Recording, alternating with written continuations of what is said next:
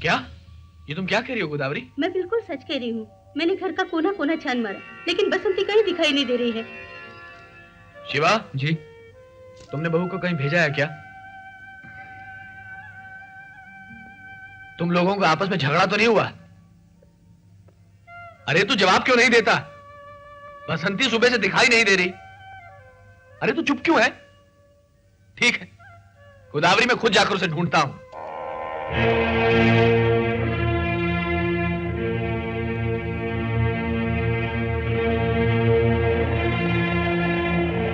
ये क्या जी? रजनी अकेली आ रही है? क्या बात है बेटी, सुबह सुबह सामान के साथ? मैं यहाँ हमेशा के लिए आ गई हूँ माँ।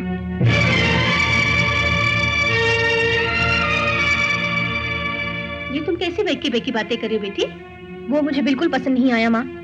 वो कौन बेटी? तुम्हारे घर का नौकर? नहीं, पीटर। रजनी, इज्जत से नाम लो अपने पति का। उसने तुम्हारे गले में मंगलसूत्र बांधा है। मंगलसूत्र नहीं गोदावरी, उस आदमी से इसने अपनी अंगूठी बदली थी। मंगलसूत्र और अंगूठी की इज्जत तब होती है जब एक लड़की उनके पवित्र बंधन में बंध जाती है, लेकिन जब लड़की को पत्नी का दर्जा ही नहीं मिलता तो ये दोनों चीजें मामूली जेवर बनकर रह जाती है, एक ढकोसला हो जाती है। मुझे इन अंधविश्वासों में बिल्कुल विश्वास नहीं।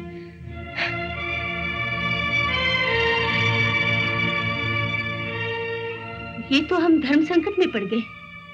अब क्या होगा? मेरी समझ में तो कुछ नहीं आ रहा कि मैं किसके बारे में फिक्र करूं।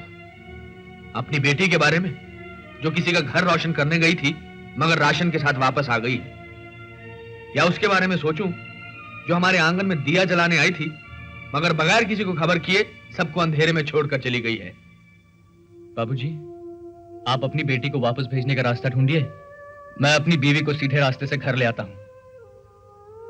तुम ये सोच रही होगी कि तुम्हारे यहाँ आने के बाद तुम्हारे पिता ने यह भी नहीं पूछा कि वहां क्या हुआ और तुम क्यों आई। मैं नहीं पूछूंगा, क्योंकि उनके घरेलू मामलों में दखल देना मेरी शराफत नहीं होगी। तो फिर मैं किसके पास जाकर अपना दुखड़ा सुनाऊं? अग्नि को साक्षी मानकर तुम्हें जिस आदमी के हवाले किया था उसे जाकर सुनाओ। अगर परेशानी उन्हीं की वजह से हुई हो तो? अब तुम्हें अपने पिता से यह बात करनी चाहिए। इसीलिए तो आपके पास आई हूँ। लगता है तुम्हें कुछ गलतफहमी हो गई है। अब मैं तुम्हारा पिता नहीं रहा। जिस दिन मैंने तुम्हें डोली में बिठाकर विदा किया था, उसी दिन से तुम्हारे इस पिता का साया तुम्हारे सर से हमेशा हमेशा के लिए दूर हो गया। अब तुम्हारे पिता दीन दयाल जी हैं। बगैर किसी को बताए, बगैर किसी की इजाजत लिए घर छोड़ के आने वालों के लिए इस घर में कोई जगह नहीं। मुझे भले ही आप यहाँ से निकाल दें, लेकिन मैं उनके घर चली जाऊं ये कहने का आपको कोई हक नहीं। फिर मैं चाहे होटल में रहूं या और कहीं। बाद में ये मत कहिएगा कि आपकी इज्जत लुट गई, आपके मान को ठोकर लग गई। कहां जा रही हो? किसी नदी या कुएं की तरफ, या कोई ऐसी जगह जहां तुम आजादी से रह सको? आजादी से रहने की हिम्मत मुझ में नहीं है पिताजी, और ना ही मैं इतनी डरपोक हूँ कि अपनी जिंदगी से डरकर किसी नदी या कुएं में कूदकर अपनी जान दे दूं। मैं अपने परेशानियों का हल खुद ढूंढूंगी। तो फिर तुम जा कहां रही हो? अपने पति के घर। वाह बेटी, यही एक रास्ता है जो सुहागन को स्वर्ग ले जाता है। अगर तुम चाहो मदद के लिए तो मैं तुम्हारे साथ आ सकता हूँ। मुझे आपके साथ की कोई जरूरत नहीं है। ये तो और भी अच्छी बात है।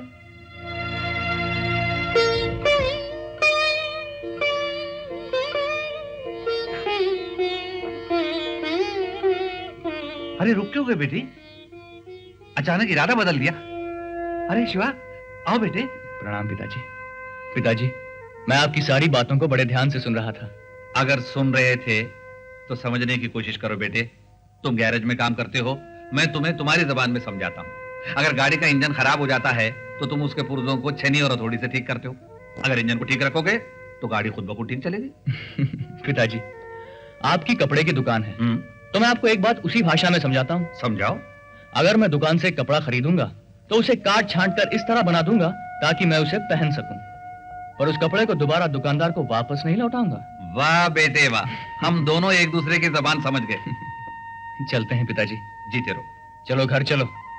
माँ, जिस तरह तुम्हारे घर से भागी हुई बहू को मनाने तुम्हारा बेटा गया है, उसी तरह एक दिन पीटर भी मुझे मनाने आएगा। मैं इन मर्दों को अच्छी तरह जानती हूँ।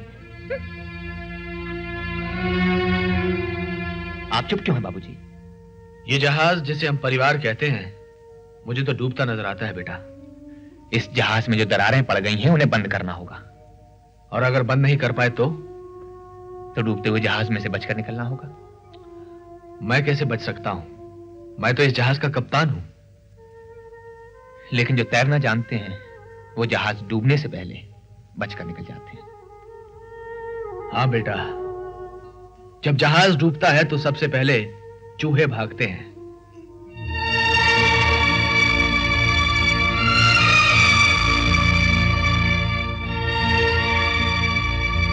तुम पढ़ी लिखी लड़की हो, पर अब मेरी समझ में आया कि तुमने सिर्फ किताबें पढ़ी हैं, दुनियादारी बिल्कुल नहीं सीखी।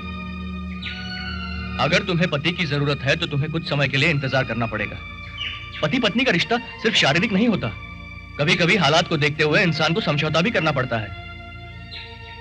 हम दोनों के बीच जो हुआ उसका पता किसी को नहीं लगना चाहिए। तुम घर जाओ, मैं यूनियन ऑफिस होकर आता हूं।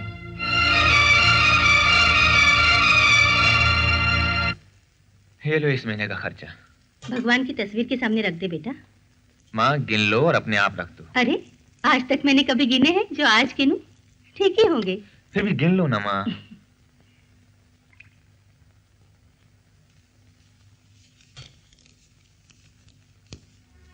ये क्या विजय, ये तो सिर्फ 400 रुपए हैं। ठीक ही तो है माँ, हम दोनों के मिलाकर महीने में 800 रुपए दिया करता था। उमा बम्बई गई हुई है इसलिए अपने से 400 रुपए दिए। विजय, तू इस परिवार का बड़ा बेटा है, तू ही हिसाब किताब लेकर बैठ जाएगा तो ये घर कैसे चलेगा? माँ आज जमाना ही ऐसा आ गया है कि बिना हिसाब किताब के गुजारा ही नहीं। बेटा, हिसाब से बच्चे को माँ के पेट में 9 महीने रहना चाहिए, लेकिन तू मेरे पेट में 9 महीने 20 दिन रहा था। हिसाब पूरा हो गया ये कहकर मैंने तुझे नीचे उतार कर जमीन पर तो नहीं रख दिया था? वाह गोदावरी वाह, शादी के बाद आज पहली बार तुमने अक्लमंदी की बात की है।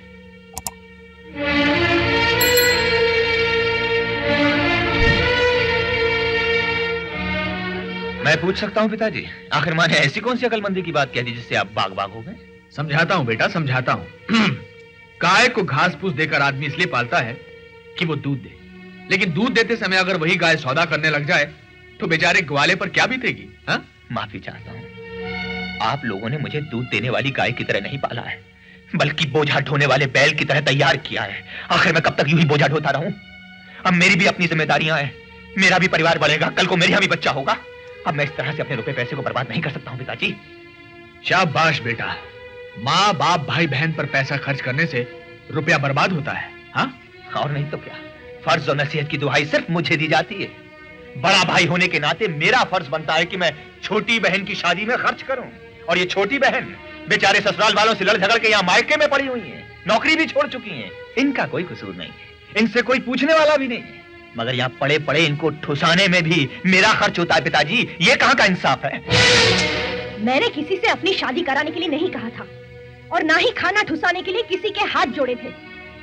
पिताजी, अगर मेरा यहाँ रहना आप लोगों को भारी पड़ता है तो मैं किसी भी होटल में जाकर अपना इंतजाम कर लूंगी। हाँ हाँ, तुम जैसी लड़की किसी भी होटल के अंदर जाकर क्यों नहीं रह सकती?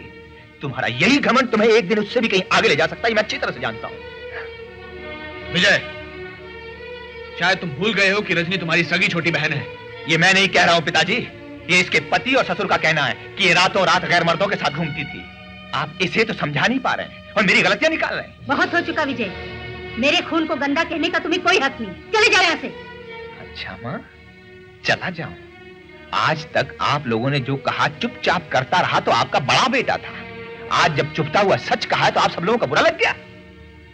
ये लड़की जो इस घर में जिंदगी बसर करने के लिए आई थी, बिना किसी से कहे, बिना किसी को बताए जब ये घर छोड़कर चली गई थी, तब आप लोगों को गुस्सा कहां गया था? विजय, अपनी बहन के बारे में तुम उल्टा सीधा बोल सकते हो, लेकिन अपने छोटे भाई की बीवी के बारे में बोलने का तुम्हें कोई हक नहीं है, खासकर उस वक्त जब शिवा घर में मौजूद नहीं है। पिताजी, मेरे साथ ये सौतेला व्यवहार क्यों होता है? शिवा को जो इस घर में इज्जत मिलती है वो मुझे क्यों नहीं दी जाती? मैं हर लिहाज में शिवा से बड़ा हूं। वो सिर्फ 525 रुपए कमाता है और मैं 1725 रुपए, 1725 रुपीज। Is it? यस। बहू तुम जरा अंदर जाओ। 525 रुपए कमाने वाला चुपचाप घर में 450 रुपए देता है, और 1725 रुपीज कमाने वाला सिर्फ 400 रुपए देता है और हिसाब किताब बता रहा है। That is the difference. What a stupid argument. That is what you think.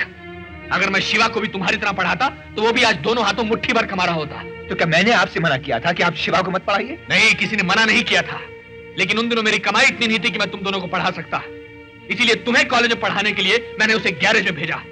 तुम्हें कॉन्वोकेशन ड्रेस में देखने के लिए मैंने उसे खाकी वर्दी पहनाई, और तुम्हारे हाथों में डिग्री का कागज थमाने के लिए उस बेचारे के हाथों में कटिंग प्लायर थमा दिया। शिवा हीरा है, हीरा। जो उसे नहीं समझ सका वो महामूर्ख है। कैसी बातें कर रहे हैं आप उसे पढ़ाने की कोशिश भी करते तो क्या ये दावा है कि पढ़ाई उसके दिमाग में घुस जाती? ये विद्यासागर को पढ़ा रहे हैं ना आप, क्या नतीजा निकल रहा है? भैया इस साल मैं आपको पास होकर दिखाऊंगा। हर साल पास होने का दावा करता है, हर साल फेल होता है, और भुगतना यहाँ पड़ता है। शाना है विजय भाऊ, बहुत देर से सेठ के खिलाफ जलीकट्टी सुनती। अरे भाऊ, बेटा तो बाप के साथ कंधा मिलाकर पूरे खानदान का बोझ उठाता है, और एक तुम है कि बाप का ऐब निकालता। इनको गुनहगार बोलते हैं। ज्यादा चपर चपर करने की जरूरत नहीं है, जाओ अपना काम करो। देखो विजय, तुम्हारे 400 रुपए कम देने की वजह से क्या रजनी वापस अपने ससुराल चली जाएगी? बसंती की गलती माफ हो जाएगी? विद्यासागर इम्तिहान में पास हो जाएगा? देखिए पिताजी, बस बहुत हो चुका। बड़े बेटे की वजह से रुपए पैसों का झंझट, बाकी बच्चों की वजह से दिमाग की परेशानी, दुखी हो गया मैं। गोदावरी, इसने जो 400 रुपए तुम्हारी झोली में फेंके हैं ना, वो वापस थमा दो इसे। इसे जन्म देकर हमने जो पाप किए हैं, उसके बदले से मुफ्त की रोटी खिलाते रहेंगे। मैं उन बेशर्मों में से नहीं हूं जो मुफ्त की रोटियां तोड़ते फिरे, और ना ही अब इतना बेवकूफ बनूंगा कि दूसरों का पेट भरने के लिए अपनी जगह खाली करता रहूं। मिस्टर विजय कुमार शर्मा, तुम जानते हो तुम किससे बात कर रहे हो? जी हाँ, बहुत अच्छी तरह से जानता हूं। मैं ऐसे आदमी से बात कर रहा हूं जिसकी रीढ़ की हड्डी टूट चुकी है, जिसमें अपने बच्चों की गलतियों को सुधारने की हिम्मत नहीं, जो अपने परिवार की नाव को सही दिशा में नहीं ले जा सकता। मैं ऐसे कमजोर और बूढ़े आदमी से बात कर रहा हूं। कम से कम तुम इतना तो जानते हो ना कि इसी कमजोर और बूढ़े आदमी ने तुमको जन्म दिया है। इसी ने अपनी रीढ़ की हड्डी के बल पर पूरे परिवार का बोझा उठाया है। दफ्तर के टेबल पर झुककर रीढ़ की हड्डी के टेढ़ा होने से पहले तुम्हारे नाम के पीछे 2 अक्षर M.Com जुड़वाए थे। नहीं जानता। तुम ये भी नहीं जानते कि तुम्हें कंपनी में नौकरी दिलवाने के लिए मैंने 20,000 रुपए भरे थे, और वो रकम मैंने अपने प्रोविडेंट फंड और ग्रेच्युटी को गिरवी रख के जमा की थी। जिसने तुम्हारे लिए इतना सब कुछ किया, सरकारी दफ्तर के उस बड़े बाबू दीनदयाल शर्मा को नहीं जानते? नहीं जानता।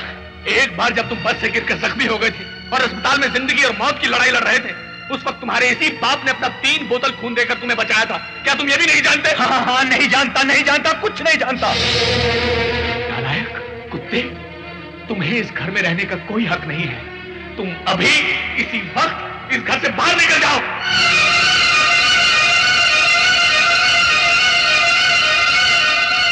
मिस्टर दीनदयाल शर्मा, मैंने आपके घर में शादी के लिए 18,000 रुपया दफ्तर से कर्ज लिया था। जिस दिन ये रकम सूद समेत गिनकर मेरे सामने रख देंगे, मैं दूसरे ही पल आपका घर छोड़ दूंगा।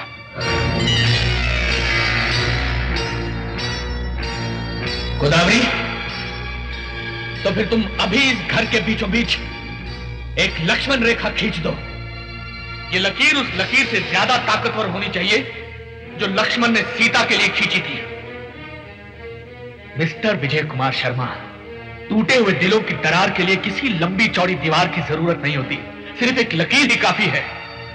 मैं अपनी मरी हुई मां की सौगंध खाकर कहता हूं कि मैं, मेरी बीवी और मेरे बच्चे कभी इस लकीर को पार करके उस तरफ नहीं जाएंगे, और ना ही कभी तुम इस तरफ आना। और आपने शादी में जो मुझे 18,000 रुपए दिए हैं, उसे मैं 1 साल के अंदर सूद समेत वापस कर दूंगा विजय कुमार जी, चाहे मुझे अपने आप को गिरवी चुरा रखना पड़े। लेकिन इस बीच अगर मैं मर जाऊं तो तुम मेरी मरी सूरत मत देखना, मेरी चिता में आग मत लगाना, मेरे श्राद्ध में पिंडदान मत करना। Now get lost! In the north-western part of Europe, it consists of Great Britain and Northern Ireland. भाभी, भैया आ गए, जाके दरवाजा खोल दीजिए ना। तुम भी तो जाग रहे हो, तुम्हारे भैया हैं, तुम जाकर खोल दो। अच्छा।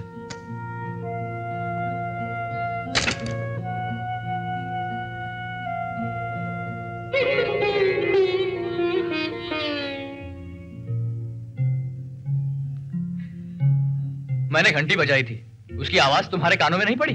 पड़ी थी। तो फिर जो पढ़ रहा है उसे दरवाजा खोलने के लिए क्यों भेज दिया? तुम आ सकती थी। क्यों? अगर आज आपके भाई ने दरवाजा खोल दिया तो क्या उसके तलवे घिस गए?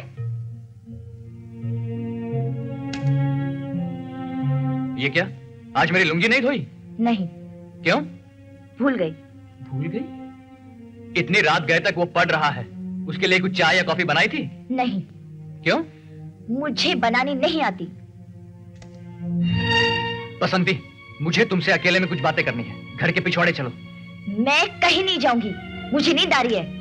ये मत भूलो बसंती कि मैं तुम्हें बुला रहा हूँ और मैं तुम्हारा पति हूँ। ओहो, आपको याद है कि आप मेरे पति हैं, लेकिन मैं ये रिश्ता कभी कब भूल चुकी हूँ। Good night.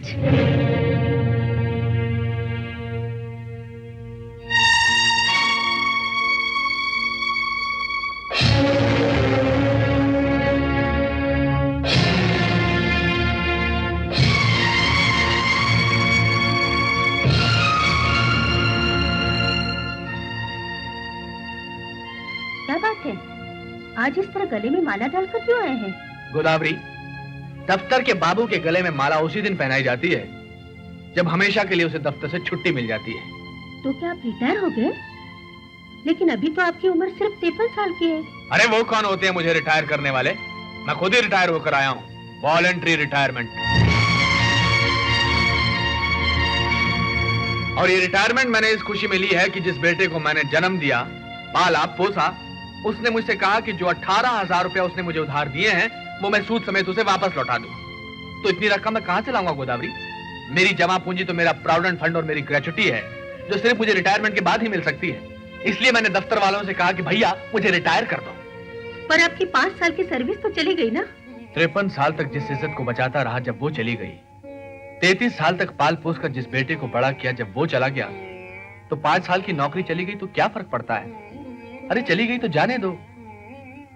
शिवा, नौकर की नौकरी चली जाए तो वो चुपचाप घर में तो बैठ नहीं सकता, इसलिए मैंने दूसरी नौकरियों का भी इंतजाम किया है। सुबह 7 बजे से लेकर 1 बजे तक पन्नालाल मारवाड़ी की दुकान में हिसाब किताब लिखूंगा, 250 रुपए मिलेंगे। फिर दोपहर को 2 बजे से लेकर 5 बजे तक दफ्तर जाकर अपने प्रोविडेंट फंड और ग्रेच्युटी के पेपर्स आगे बढ़ाऊंगा। सरकारी मामला है, पैसा मिलने में देर तो लगेगी। कभी कभी तो आदमी रिटायर हो जाता है और रकम उसके मरने के बाद मिलती है। हाँ, फिर रात 10 बजे से लेकर सुबह 5 बजे तक गांधी कॉलोनी में चौकीदारी करूंगा। इस बीच अगर शाम 6 बजे से लेकर 9 बजे तक तुम्हें मेरे लिए कोई दूसरा काम मिलता है तो मुझे जरूर बता देना। बाबूजी, क्या आपकी जिम्मेदारी मेरी नहीं है? आप सब मुझ पर छोड़ दीजिए बाबूजी, मैं कमाकर उनकी पाई पाई चुका दूंगा। भगवान तुझे बड़ी तरक्की दे बेटा, पर तेरे भाई ने मुझे एक सबक सिखा दिया है कि आज की दुनिया में अपने बेटे पर भी भरोसा नहीं करना चाहिए। मैं खुद ही मेहनत करूंगा। बाबूजी, इस उम्र में आप इतना काम करेंगे, जानते हैं इसका नतीजा क्या हो सकता है? नतीजा ज्यादा से ज्यादा यही हो सकता है कि मैं मर जाऊंगा, और उसमें भी घर का ही भला होगा। लाइफ इंश्योरेंस का पैसा मिल जाएगा, एक बार में ही सारा कर्जा चुकता हो जाएगा।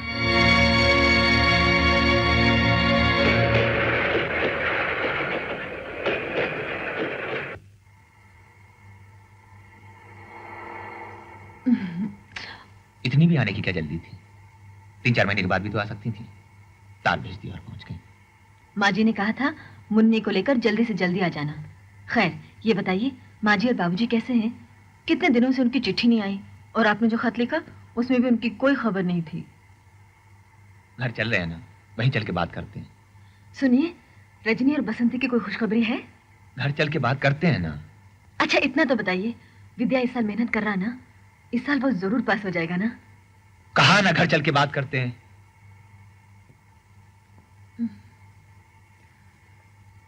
अच्छा शिवा, सुनिए भाई साहब, बम्बई में तो बहुत बारिश हो रही है, यहाँ अभी तक पानी बरसना शुरू नहीं हुआ। ओह गॉड, क्या बात है, सर दर्द हो रहा है?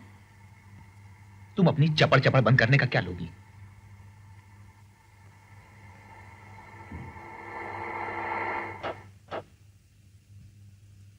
ओले ओले ओले ओले मेरा लाजा बेटा, देखो देखो देखो हमारा गर्ल आ गया। ओ, ये लाड अंदर चलकर भी तो हो सकता है। उतरो, मीटर बढ़ रहा है। सुना, तू भी सीख लेना।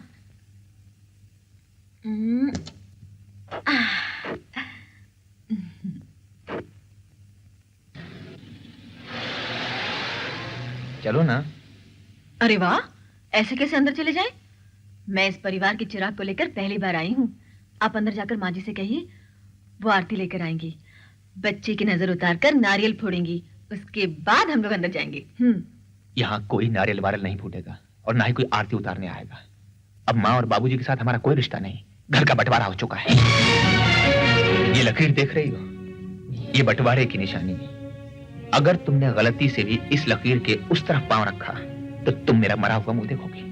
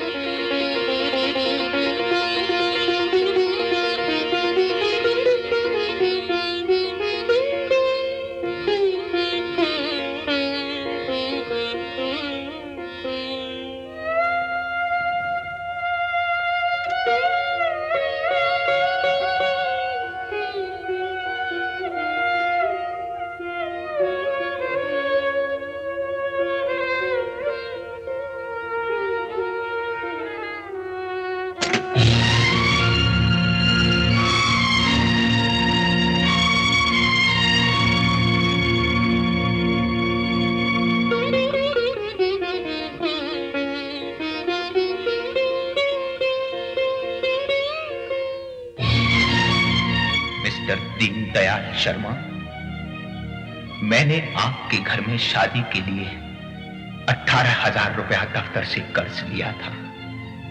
जिस दिन वो रकम सूद समेत गिनकर मेरे सामने रख देंगे, मैं दूसरे ही पल आपका घर छुप दूंगा। मैं नहा चुका हूं, मेरे लिए खाना परोसो।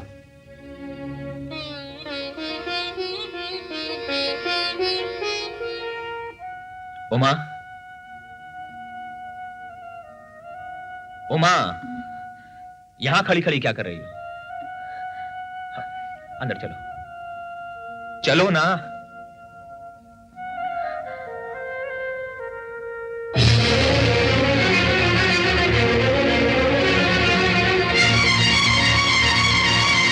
ये सब हुआ तुम्हारी गैर हाजिरी में।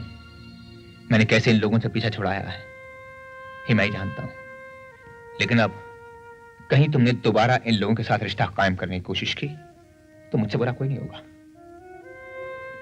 मैं अब चलता हूं, काम बहुत ज्यादा है, रात शायद देर से आऊंगा। अब